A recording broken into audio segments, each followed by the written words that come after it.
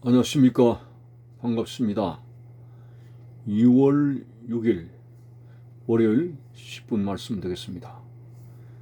성경 말씀은 누가복음 19장 28절에서 33절까지를 읽어드리겠습니다. 예수께서 이 말씀을 하시고 예루살렘을 향하여 앞서서 가시더라.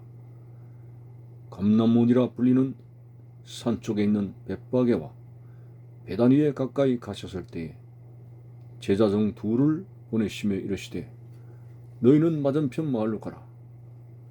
거리로 들어가면 아직 아무도 타보지 않은 나귀 새끼가 매여 있는 것을 보리니 풀어 끌고 오라.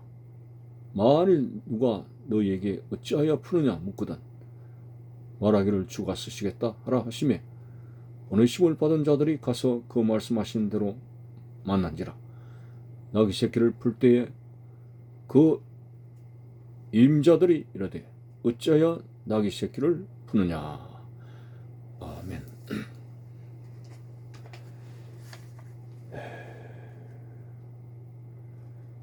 예수님께서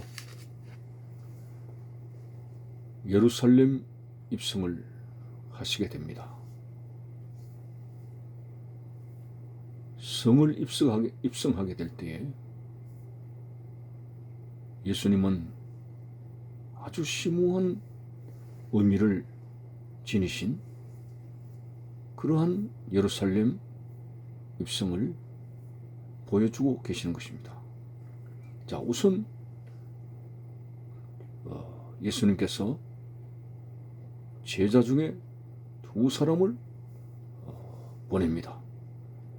너희는 맞은편 마을로 가라.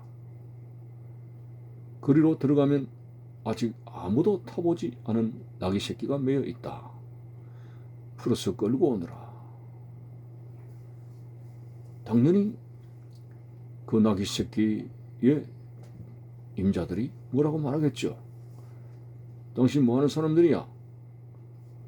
왜 그 나귀 새끼를 풀어서 가지고 가느냐? 이 당연한 질문에 예수님은 주가 쓰시겠다 하라. 이 말씀 한마디에 나귀 새끼의 주인은 아무 말 없이 나귀 새끼를 풀어 끌고 가도록 허락을 합니다. 자, 오늘 예수님께서 나귀 새끼의 주인들과 이전에 대면했던 적이 있느냐 하는 부분은 성경에 아무런 것을 발견할 수가 없습니다. 자, 그렇다면은 처음임에도 불구하고 예수님께서 주가 쓰시겠다 하라고 했을 때에 그 임자들이 아무 말 없이 풀어주는 이것은 참 신비한 주님의 말씀의 권세가 아닐 수가 없습니다. 그런 몇 가지의 성경적 사실이 있는데 레이라고도 하는 마태가 세간에 앉아 있을 때에 예수님께서 바로 마태에게 너는 나를 따르라고 했습니다. 자, 이때도 마태는 아무런 그런 이의도 제기하지 않고 바로 직장 근무처인 세관에서 모든 걸 버려두고 예수님을 쫓아가는 그 모습 속에서 주님께서 이전에 마태를 대면해서 이야기를 나누시는 일인가라고 생각을 할 수 있죠. 그러나 성경 어디에도 예수님께서 마태를 이전에 대면해서 대화를 하셨다는 기록이 없습니다. 오늘 나귀 새끼를 끌고 갈 때 주가 쓰시겠다라고 한마디 말씀하게 될 때 나귀의 임자들이 아무 말도 안 하고 그냥 끌고 가도록 허락하는 것처럼 마태도 주님의 부르심에 의해서 아무 말 없이 순종하여 가는 그 모습 속에서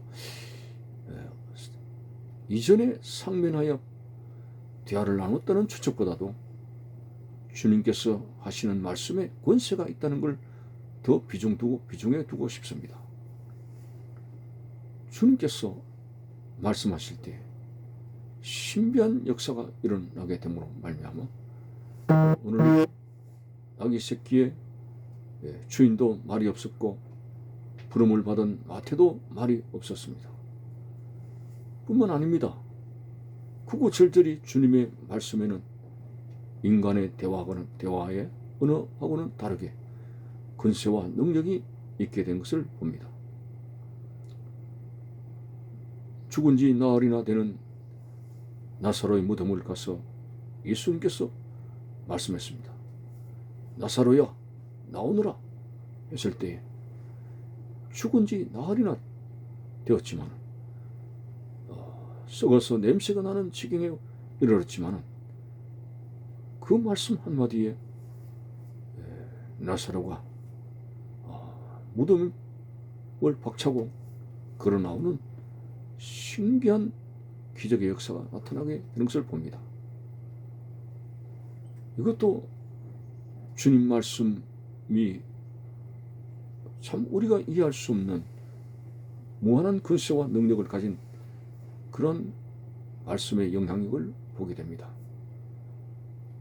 제자들이 갈릴리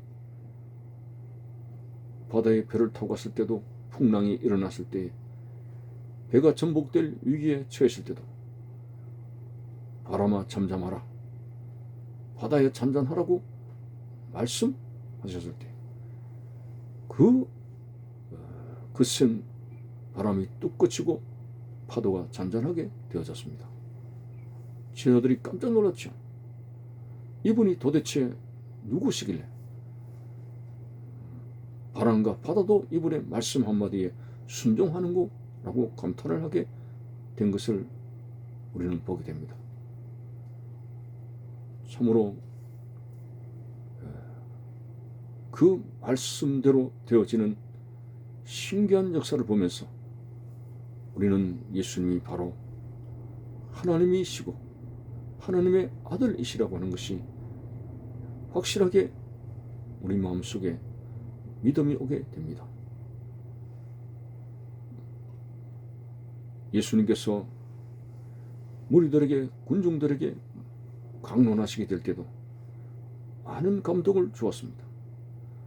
그 무리들 중에 하는 말이 우리가 이때까지 바리새인들로 인해서 율법학자들로 인해서 가르침을 받았지만 이 나사렛 예수 그리스도의 가르침은 그들과는 다르다 했습니다. 예수의 가르침은 권세 있는 가르침이라고 단순한 말의 전달이 아니라 말씀 속에 권세가 있다는 것을 그들이 알게 되었습니다. 참으로 오늘 제자들이 나귀 새끼를 이제 끌고 나갈 때 사실상 약간의 부담이 있지 않겠습니까? 아이고 임자들이 와서 우리를 도둑으로 몰고 가는 게 아닐까? 이거 어떻게 하지? 과연 주가 쓰시겠다고 말을 하게 될 때 그들이 아무 말 없이 내줄 것인가? 이런 긴가민가 하는 마음도 가지지 않았을까 하는 생각이 듭니다만 주께서 하신 말씀대로 주가 쓰시겠다 하라. 이 한마디에 그 나귀 주인들이 아무 말도 없이 내어주게 되는 이 모습 속에서 우리는 주님이 나귀 임자들과 전에 벌써 대면해서 우리 제자들을 보낼 테니까 내어주라 이런 말씀을 하셨다고 추측하기보다도 하나님의 아들로서의 말씀 한마디가 참 신비스러운 역사가 일어난다는 하나님의 아들로서의 말씀의 권위를 더 비중 두고 싶습니다. 창세기에 보면은 빛이 있어라. 오늘날 과학자들이 엄청난 첨단 문명을 형성해 나가고 있습니다만 인간의 언어를 가지고 빛을 만들어내는 그런 과학자 없습니다.